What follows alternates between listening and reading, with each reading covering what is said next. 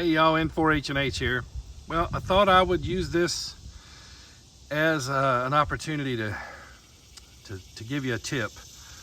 This happened to my Diamond 2-meter 440 antenna last night coming home. In our neighborhood, we have some power lines that are, in my opinion, too low at the top of a hill here. And my wife was driving the truck. I was not because, well, my foot's hurt right now and I couldn't push the gas pedal. But that's beside the point.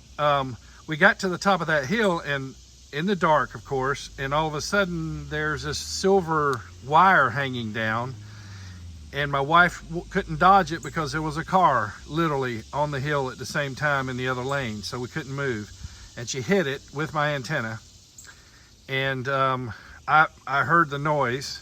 And tell you what, by the way, I think what that was is that silver wiring that they wrap around power lines or phone cables and things like that to help support them.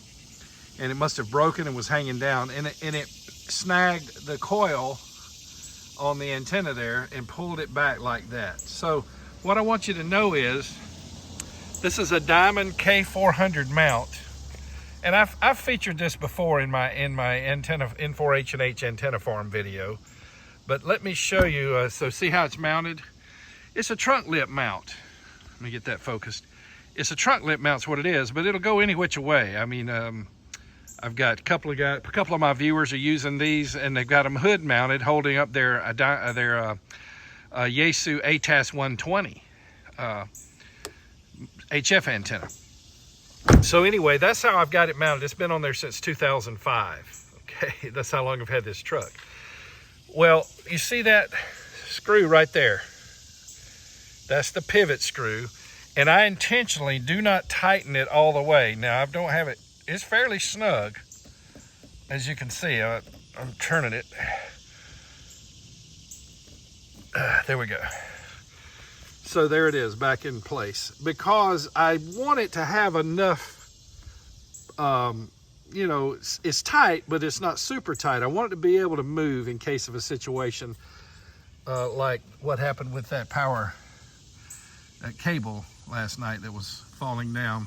And I could hear it strip through. It caught, it wrapped, and it came through that coil, and then it finally let go, but not before it jerked the whole mount back. Fortunately, the antenna rod's okay. Isn't that crazy?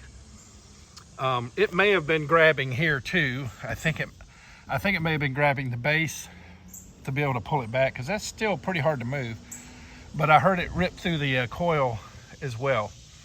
So, you know, be aware of that. So it's not like that antenna is super high up. I don't even have it mounted in the dead center of the vehicle, which is the absolute best place to mount an antenna, by the way, on a car. You will get more of a circular pattern. If you're new to amateur radio, maybe that's news to you, but you will get and this is an Elbring channel, so I should point that out. You're better off with an antenna mounted dead center of the vehicle on the roof. As far as trying to get a more circular pattern. But as you can see, that's where my ham sticks go.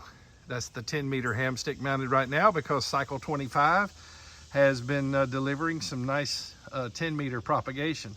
And that's up there with a triple magnet, see?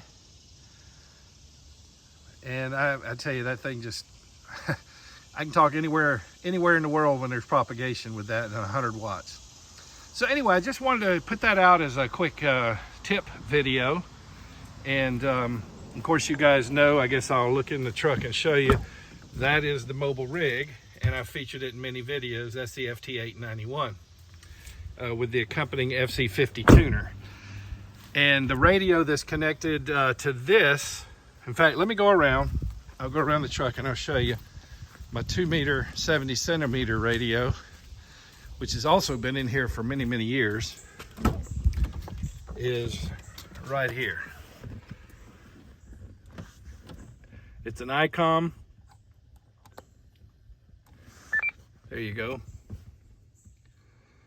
See the red Georgia clay? That's from last night. We had a lot of rain. And the parking lot where we went was Georgia red clay. and it was pouring down rain. I bought it back when I thought I was going to be interested in D-Star. I probably haven't even worked any D-Star in 3 or 4 years. But it is a dual band. So that is what's connected to the Diamond NR770, that antenna out there that got bent over last night. Okay, so I hope you found this video helpful and informative. Yeah, there's that 10 meter. That's a Shark version of a ham stick, by the way. I do have some original ham sticks that were made by Lakeview, the original, but that right there is a Shark right now that I've got up there. And the reason, by the way, if you're wondering why, the original Lakeview ham sticks, once you set the SWR, you really, you know, I guess you could use a Sharpie and mark the stinger, the rod part, because you had to take it out if you wanted to stow it, like in the bed of the truck here.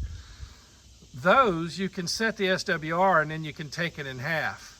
You can tear it down in half and then it stows easily. So that's one of the reasons I do like the Shark version.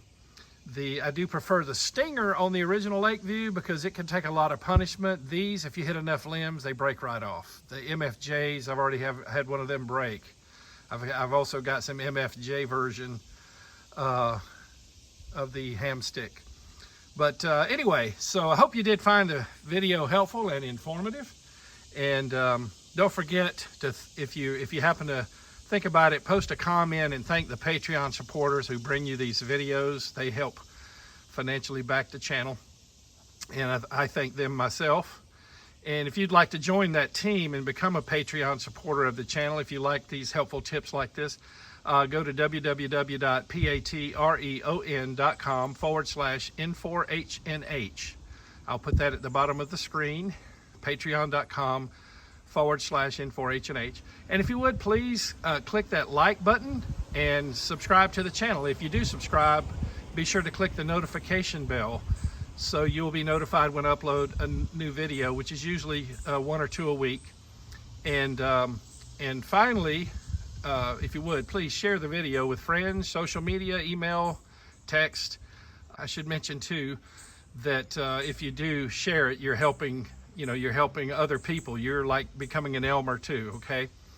And thanks for watching the video in 73 from N4HNH.